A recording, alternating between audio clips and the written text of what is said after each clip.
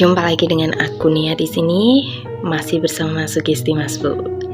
Kali ini aku ingin membahas tentang sebuah sejarah, tapi ada hubungannya juga dengan misteri dan mistis.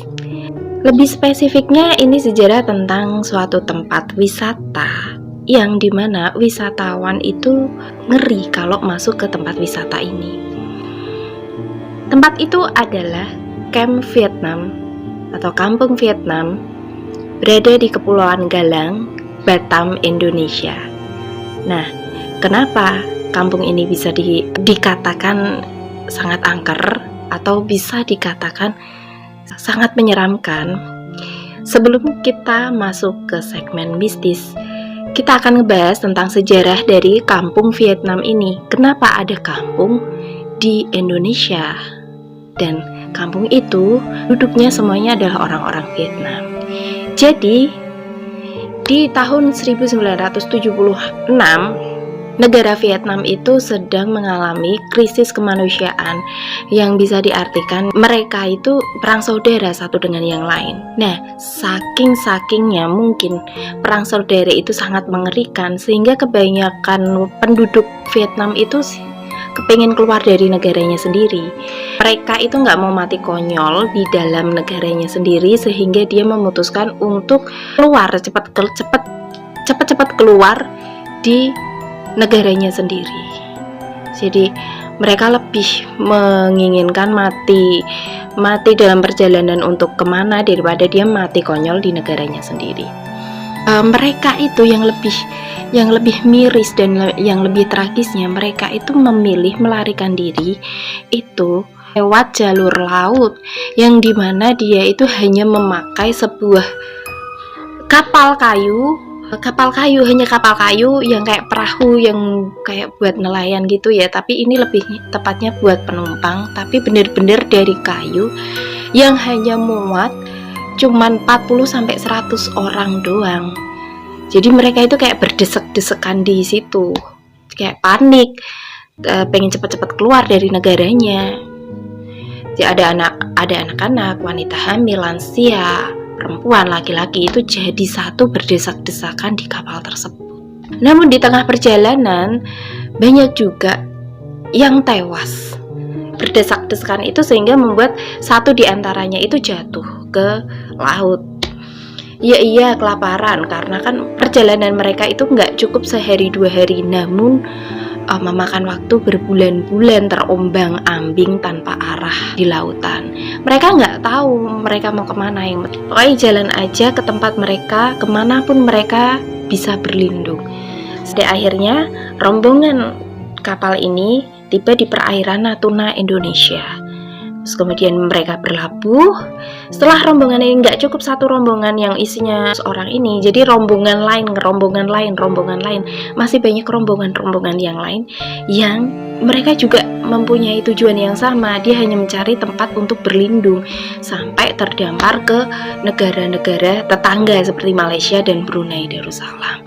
Nah, karena mereka ini kan nggak ada tempat, jadi mereka itu kayak kocar-kacir aja di sana sini, yang pada akhirnya pengungsian besar-besaran Vietnam ini disorot oleh PBB, yang pada akhirnya PBB itu kayak mengadakan rapat besar untuk bicarakan untuk pengungsian ini, yang akhirnya UNHCR, lembaga dari PBB yang memang untuk mengurusi para pengungsi ini, memutuskan dengan pertimbangan ada satu pulau di Indonesia yang tidak banyak penghuni, yang cukup luas juga, itu dijadikan tempat untuk mereka, para pengungsi Vietnam, biar mereka itu nggak kemana-mana, karena saat itu kan lagi marak-maraknya penyakit Vietnam Rose.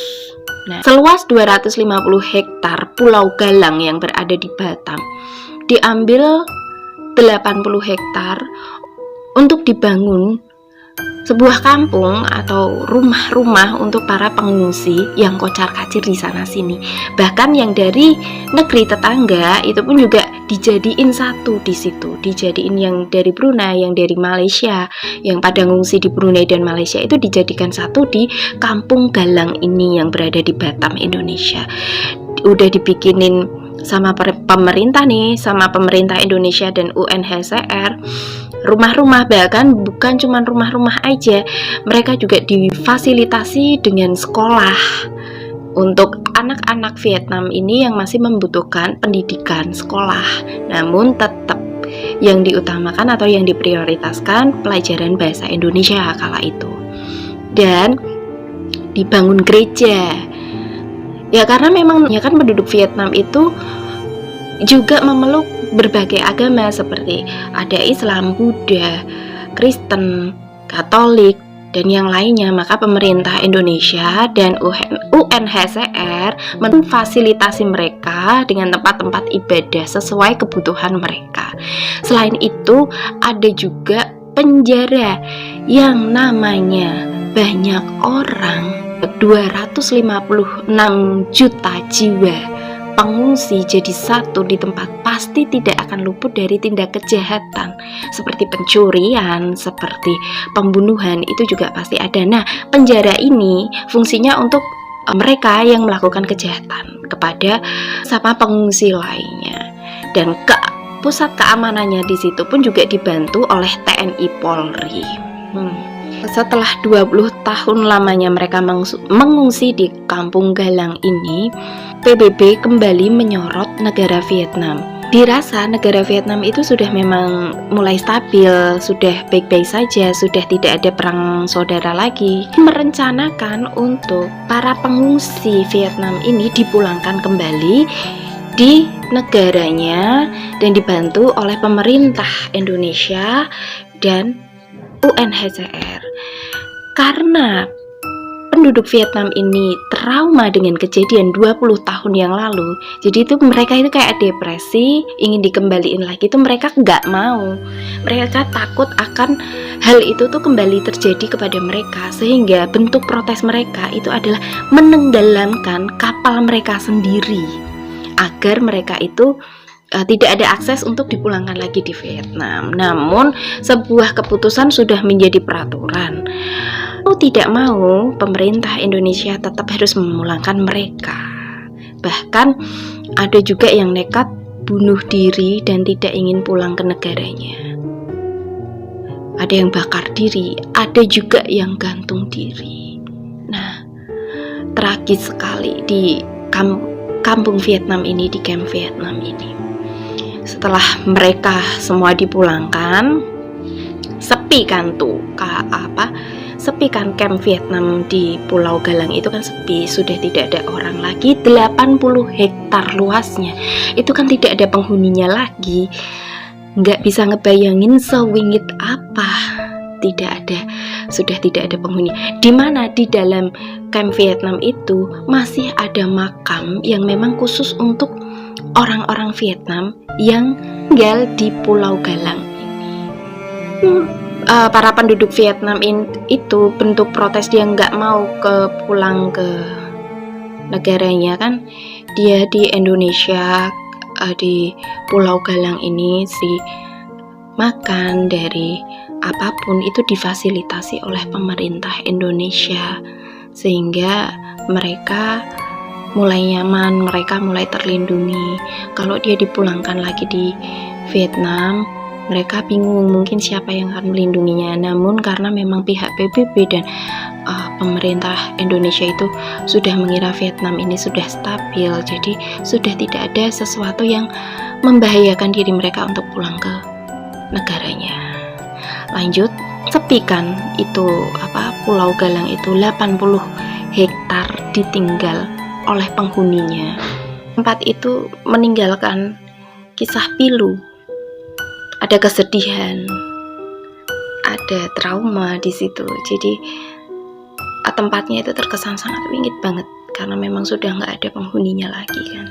Akhirnya tempat itu dialihfungsikan menjadi wisata, objek wisata. Di situ pemerintah juga mendirikan monumen kemanusiaan, serta di situ dibikin kayak museum-museum gambar atau lukisan-lukisan mereka yang dulunya perjuangan mereka itu melarikan diri dari negaranya untuk bisa sampai ke Pulau Galang ini. Nah, Gitu sejarah di asal mula kampung Vietnam ini didirikan. Sejarah asal mula Camp Vietnam ini ada. Sekarang kita akan ngebahas tentang segmen mistisnya. Setelah tempat itu menjadi objek wisata, tak 1-2 orang yang mengalami kisah menyeramkan saat mereka berkunjung di Camp Vietnam ini. Tuh, wisatawan yang dia sedang berfoto selfie dekat monumen kemanusiaan. Ternyata hasil dalam foto tersebut ada sosok wanita lain. Lebih tepatnya dia adalah seorang wanita Vietnam yang tak lama kemudian si wisatawan ini sakit. Yang kedua, ada juga wisatawan yang datang ke situ. Dia itu mendengar suara tangisan seorang perempuan yang ternyata setelah dicek itu, setelah di cross check itu, di rombongannya itu tidak ada yang menangis.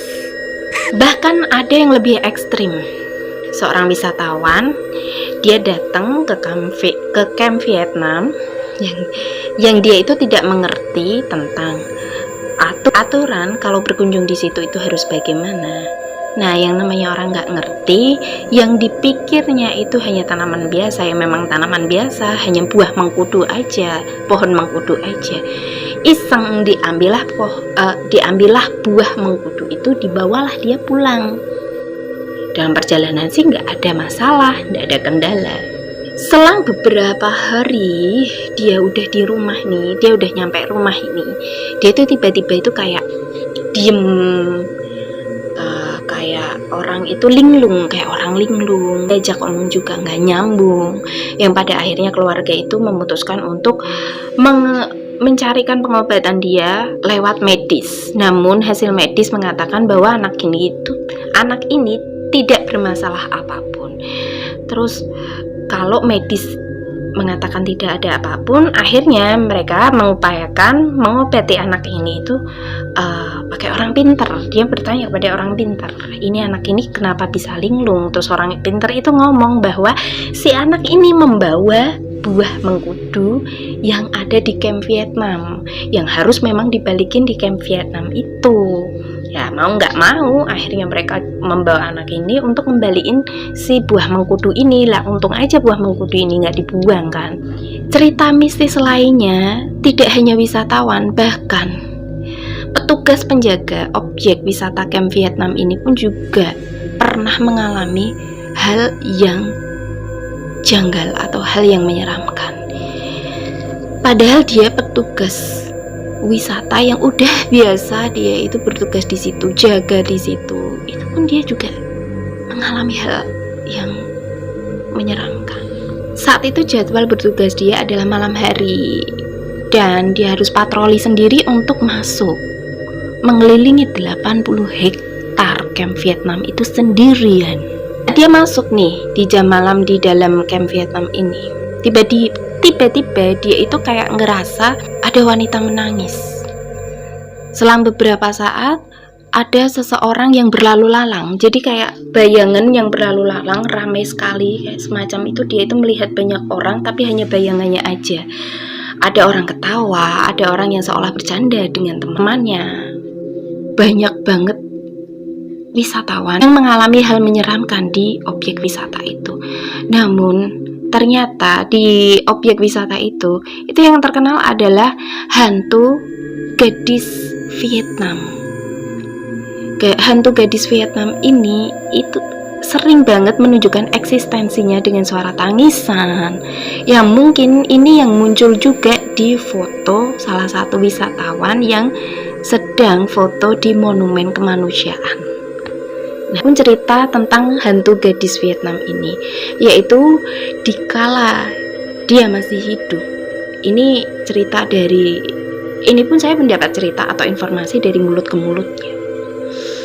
Jadi ceritanya si Vietnam ini dulu pada waktu hidup itu adalah seorang gadis yang cantik, yang pada akhirnya dia harus terpaksa mengakhiri hidupnya dengan bunuh diri karena dia itu tidak sanggup menahan rasa malunya dia, beban mental, dan dia depresi karena dia diperkosa oleh 7 orang sesama pengungsi. Sebenarnya kasus bunuh diri di dalam kamp Vietnam saat pada waktu pengungsian itu tidak hanya si gadis ini yang bernama Tin Nam Lau, hanya Tin Nam Lau aja yang bunuh diri, bahkan banyak sekali yang bunuh diri karena mungkin depresi, sakitnya nggak kunjung sembuh, mungkin ada masalah pribadi, dia kangen dengan saudaranya yang terpisah mengungsinya dengan dia. Bahkan ada juga yang bunuh diri dengan cara bakar diri. Tempat itu tuh sangat meninggalkan kepiluan ya. Jadi kadang itu masuk ke dalam area kamp Vietnam itu merasakan aura kesedihan, merasakan aura penderitaan di situ. Buat teman-teman sugesti Mas Bu yang pernah ke sana bisa komen, denger cerita ini juga komen. Yang suka explore, menguji adrenalin untuk explore sebuah tempat, itu rekomen sekali. Cuman jauh ya, di Batam. Sejarah jadi terbentuknya kamp Vietnam dan cerita mistis ini makin menjadi kita penasaran. Namun, bagaimana pendapat Mas Bu tentang kamp Vietnam ini? Apakah benar seorang gadis Vietnam yang sering mengganggu atau sering menunjukkan eksistensinya itu adalah Tin Nam Lau, seorang gadis Vietnam yang bunuh diri karena depresi, dia diperkosa oleh 7 orang, atau sosok lain yang menyerupai Tin Nam Lau ini? Bagaimana pendapat Mas Bu? Tetap ikuti sugesti Mas Bu dan jangan lupa untuk like, share, dan subscribe.